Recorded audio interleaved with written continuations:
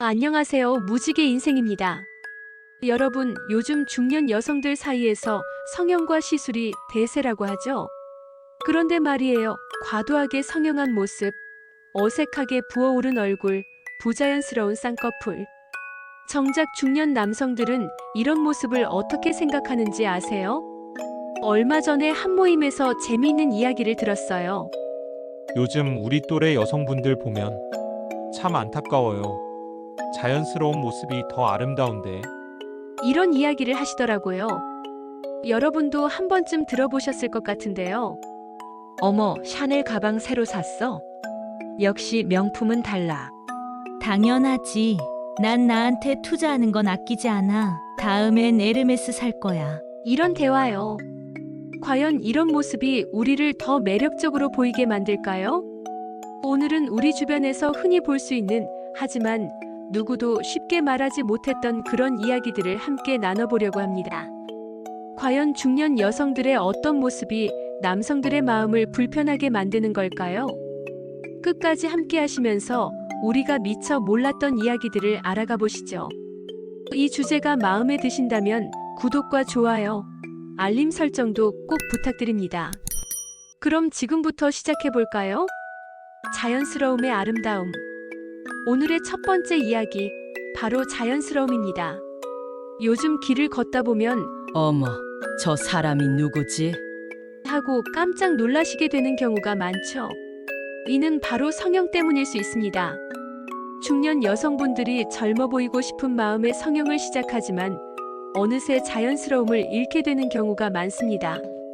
2023년 한국갤럽 조사에 따르면 50대 이상 남성들의 82%가 과도한 성형을 꼴불견으로 꼽았다고 합니다. 특히 눈에 띄는 것이 쌍꺼풀 수술과 눈썹 문신, 그리고 과도한 필러와 보톡스 시술이었다고 하네요. 한 사례로 제가 아는 분의 이야기를 들려드릴게요.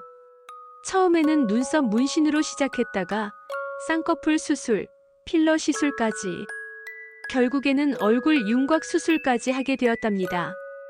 처음에는 주변에서 훨씬 젊어 보인다며 칭찬했지만 시간이 지날수록 표정이 부자연스러워지고 웃을 때마다 어색해 보이더라고요. 결국 그분은 자신의 본래 모습을 완전히 잃어버리고 말았습니다. 성형외과 협회 통계를 보니 2019년 대비 45세 이상의 성형수술이 35% 증가했다고 합니다. 이는 성형의 늪에 빠져드는 분들이 많다는 것을 보여주는데요. 조금만 더 하다 보면 마치 끝이 없는 터널에 들어선 것처럼 느껴지기 마련입니다. 특히 눈썹 문신의 경우 처음에는 자연스럽게 보일 수 있지만 시간이 지날수록 색이 변하고 피부가 처지면서 더 부자연스러워 보이는 경우가 많답니다. 실제로 피부과 전문의들은 50대 이후의 반영구 화장은 신중히 결정해야 한다고 조언합니다. 더 놀라운 것은 정작 중년 남성들이 자연스러운 노화를 선호한다는 점입니다. 실제로 한 설문조사에 따르면 많은 여성들이 나이 들어 보이는 것이 싫어서 성형을 선택했다고 답했지만 정작 남성들은 자연스러운 모습이 더 좋다고 응답한 비율이 76%에 달했습니다. 그리고 또 하나 주목할 만한 점은 성형 수술 후 회복 기간이 점점 더 길어진다는 거예요. 나이가 들수록 회복력이 떨어지다 보니 수술의 흔적이 더 오래 남고 부작용의 위험도 커진다고 합니다. 전문가들은 과도한 시술보다는 꾸준한 피부 관리와 건강한 생활 습관이 더 효과적이라고 조언합니다. 이런 이야기들을 들으면서 우리가 진정으로 고민해봐야 할 것은 무엇일까요? 과연 진정한 아름다움은 어디에서 오는 걸까요? 건강한 피부와 밝은 미소가 어떤 성형보다 아름답다는 것을 기억하면 좋겠습니다. 패션과 스타일. 여러분, 패션 얘기 빼놓을 수 없죠? 요즘 유행을 따라가다 보면 가끔은 이게 정말 나에게 어울릴까? 하는 생각이 들 때가 있습니다. 특히 중년 여성분들 사이에서 과도한 젊음 추구가 오히려 역효과를 낳고 있다는 분석이 있습니다. 이번에는 그 이야기를 나눠볼까 합니다. 2023년 패션 트렌드 분석에 따르면 많은 중년 여성들이 나이보다는 젊어 보이기 위해 과도하게 타이트한 옷을 선택하는 경향이 있다고 합니다. 예를 들어 제 지인은 친구 모임에서 한껏 멋을 내고 싶어 타이트한 옷을 입고 갔는데 오히려 나이보다 더 부각되는 체형의 단점 때문에 속상해했던 경우가 있습니다. 이런 상황은 본인도 불편하고 주위 사람들도 어색하게 만들 수 있습니다. 또한 명품 과시도 큰 문제로 지적되고 있습니다. 한 번은 커피숍에서 우연히 옆 테이블에 앉은 중년 여성분이 여러 명품 브랜드를 한꺼번에 착용하고 계셨는데 그 모습이 오히려 과시욕으로 비춰져 주변 사람들의 이목을 끌었습니다. 한 명품 매장 VIP 담당자는 진정한 상류층은 브랜드를 드러내지 않는다고 말합니다. 여러 명품 브랜드를 한꺼번에 착용하는 것은 오히려 품위를 떨어뜨리는 주요 원인이 될 수 있습니다. 패션 전문가들은 한 브랜드의 포인트 아이템 한두 개로 충분하다고 조언합니다. 노출 또한 중요한 이슈입니다. 젊은 층의 패션을 그대로 따라하다 보면 부적절한 노출이 발생할 수 있습니다. 한 번은 친구들과의 모임에서 젊은이들처럼 노출이 심한 옷을 입은 중년 여성분이 있었는데요. 그 모습이 오히려 나이 들어 보이는 결과를 초래했습니다. 패션 스타일리스트들은 적절한 커버와 노출의 밸런스가 중요하다고 강조합니다. 색상 선택도 중요한데 너무 화려하거나 어두운 색상은 피하는 것이 좋습니다. 중년 여성들에게는 파스텔 톤이나 베이직한 컬러가 더 어울린다는 컬러리스트들의 조언도 있습니다. 가장 중요한 것은 품위입니다. 최근 조사에 따르면 중년 여성의 매력도를 평가할 때 단정함과 품위가 가장 높은 점수를 받았습니다. 특히 TPO, 시간, 장소, 상황에 맞는 의상 선택이 매우 중요하다고 합니다. 예를 들면 고급 레스토랑에 청바지 차림으로 가셨다가 당황하신 적 있으시죠? 또는 결혼식에 너무 화려한 옷을 입었다가 신부보다 더 돋보였던 경험. TPO란 바로 이런 실수들을 피하고 상황에 맞는 적절한 옷차림을 선택하는 지혜를 말합니다. 결론적으로 나이에 맞는 우아함을 추구하되 과도한 젊음이나 화려함은 피하는 것이 좋습니다. 패션은 자신을 표현하는 수단이지만 품위는 잃지 말아야 한다는 것이 전문가들의 공통된 의견입니다. 언어 습관과 매너. 여러분, 이번에는 언어 습관과 매너에 대해 이야기해 볼까요? 중년 여성들에게 있어서 말투와 행동은 그 사람의 이미지를 크게 좌우합니다. 그런데 요즘 아니, 저게 무슨 말투야? 하고 놀랄 만한 경우가 많다고 합니다. 최근 서울대 언어문화연구소의 조사에 따르면 40대에서 60대 여성의 언어 습관이 10년 전보다 32% 더 거칠어졌다고 하죠. 특히 공공장소에서 비속어 사용이 급증한 점이 눈에 띕니다. 예를 들어 카페에서 중년 여성들이 저 짜증나 라며 큰 소리로 말하는 것을 들었을 때 주위 사람들이 얼마나 불편해할지 상상해 보세요. 이런 거친 언어는 듣는 사람을 당황하게 만들 수 있습니다. 비속어뿐만 아니라 신조어 사용도 문제입니다.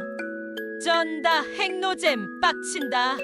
같은 말을 자주 사용하다 보면 자녀 세대와의 대화에서 오히려 세대 차이를 부각시킬 수 있습니다. 한 사례로 친구와의 대화에서 어제 그 영화 진짜 쩔었어. 말했을 때 옆에 있던 젊은이가 미소를 참지 못하고 피식 웃는 모습을 본 적이 있습니다. 물론 웃음이 나쁜 것은 아니지만 그 웃음이 세대 차이를 느낀다는 의미일 수도 있죠. 또한 식사 예절도 중요한 평가 요소입니다. 식당에서 음식을 먹고 난 후 갑자기 테이블 위에 거울을 꺼내 드는 모습을 본 적이 있나요? 한 번은 레스토랑에서 중년 여성 한 분이 식사가 끝나자마자 작은 손거울을 꺼내 들고 이를 쑤시기 시작했습니다. 주변 사람들은 그 모습을 보고 어색한 미소를 지으며 시선을 피했죠. 그녀는 이를 쑤신 후 사용한 이쑤시개를 테이블 위에 그대로 방치한 채 대화를 이어갔습니다. 이러한 행동은 식사 자리에서 타인에게 불쾌감을 줄 뿐만 아니라 자신의 품위를 떨어뜨리는 원인이 될 수 있습니다. 공공장소에서의 매너는 작은 행동 하나하나에서 시작됩니다. 죄송합니다. 감사합니다. 신뢰합니다 같은 기본적인 예의를 지키는 것만으로도 우리는 훨씬 더 우아하고 품격 있는 인상을 남길 수 있습니다. 작은 변화가 모여 큰 차이를 만든다는 것을 기억하시면 좋겠습니다. 성격과 태도. 이번에는 성격과 태도가 어떻게 관계를 악화시킬 수 있는지 살펴보겠습니다.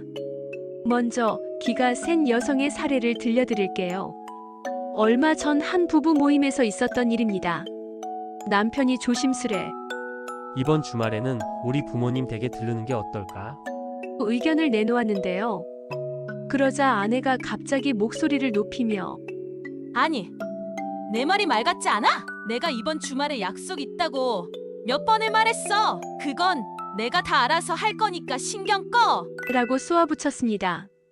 남편은 당황한 표정으로 말을 멈췄고 주변 사람들은 그 어색한 분위기에 숟가락을 들다 말았죠. 저런 식으로 남편한테 말하면 안 되는데 라는 속삭임이 들리기도 했습니다. 이런 태도는 상대방의 자존감을 해치고 관계의 균형을 무너뜨릴 수 있습니다. 다음은 공주병 여성의 사례입니다. 오빠, 이거 너무 무거운데 들어줘. 아, 나 계산하는 거 잘 못하는데. 오빠가 해줘. 내가 요리를 어떻게 해? 그냥 밖에서 사 먹자. 모든 일에 이런 식이었다고 합니다. 심지어 장보기 카트를 밀다가도 아, 나 힘들어서 못하겠는데. 오빠가 해줘. 귀엽게 굴며 모든 것을 남자친구에게 떠넘겼죠. 처음에는 애교처럼 보였던 이런 행동들이 나중에는 큰 스트레스가 되었다고 합니다. 배려심 부족과 이기적인 태도도 큰 문제입니다. 한 모임에서 있었던 일인데요. 회식 자리에서 한 여성이 난 이것만 먹을 거야. 다들 이거 시키자. 일방적으로 메뉴를 정하려 했습니다. 다른 사람들이 해산물 알레르기가 있는 사람도 있는데. 라고 하자 그럼 그 사람만 다른 거 시켜 먹으면 되지. 게다가 식사가 끝날 때마다 아, 오늘은 돈이 없어서 다음에 내가 살게. 매번 다른 사람들에게 부담을 주었습니다. 이런 이기적인 태도는 관계를 서서히 멀어지게 만듭니다. 이런 모습들이 우리의 일상에서 자주 발견되는데요. 문제는 정작 본인은 이런 행동이 문제가 된다는 것을 인식하지 못한다는 점입니다. 나는 그냥 솔직하게 표현하는 것뿐인데. 라고 생각하지만 타인에게는 큰 상처와 불편함을 줄 수 있습니다.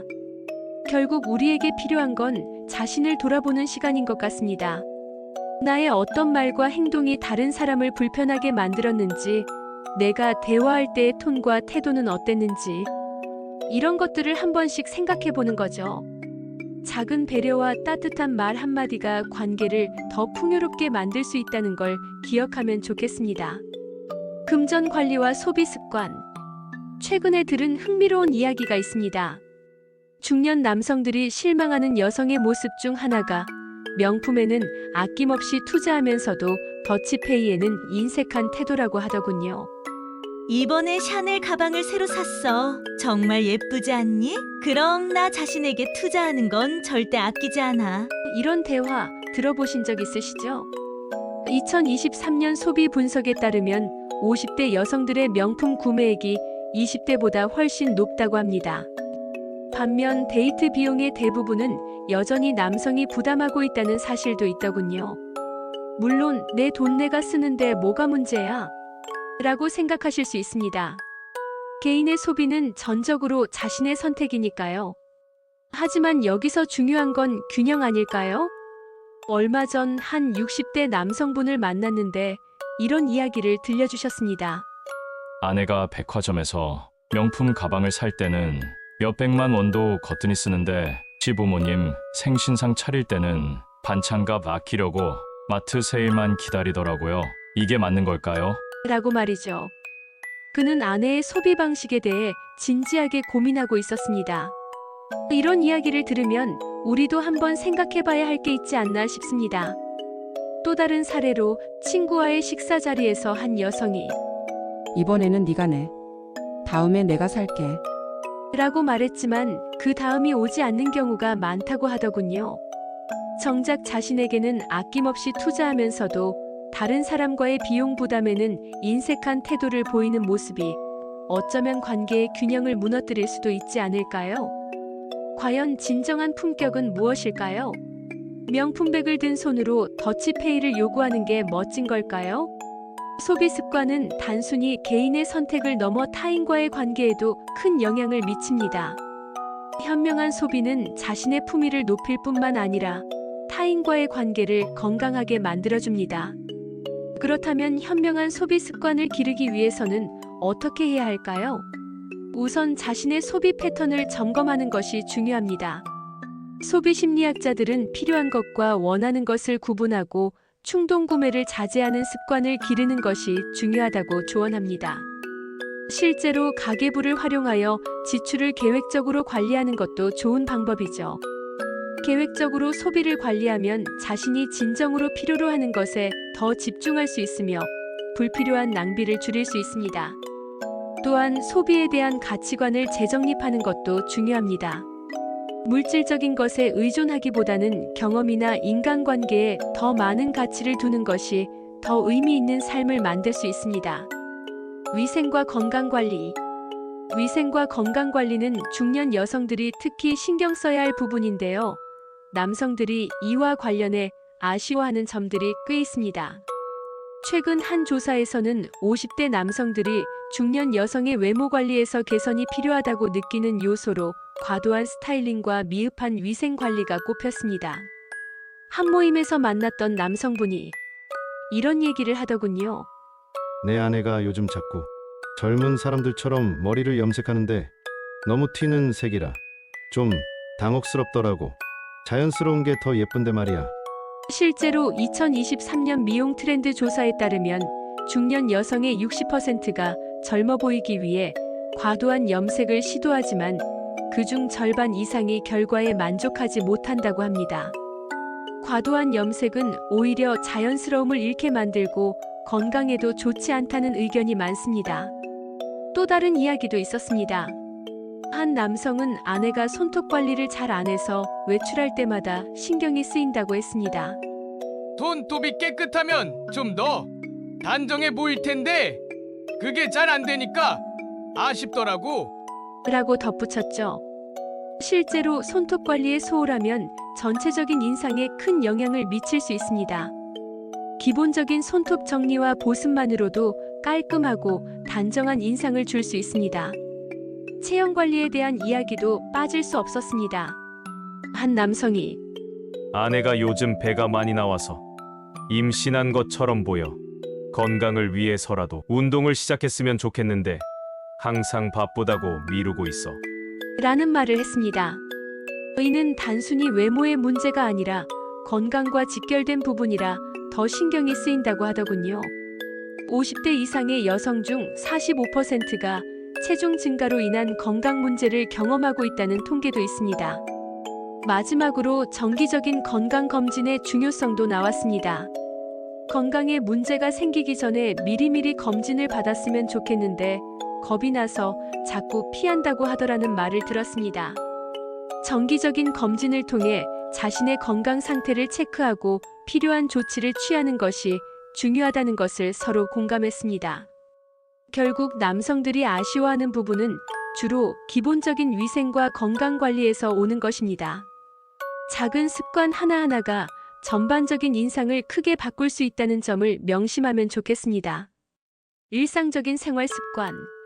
일상적인 생활 습관에서 매너와 배려가 얼마나 중요한지를 다시 한번 생각해 볼 필요가 있습니다.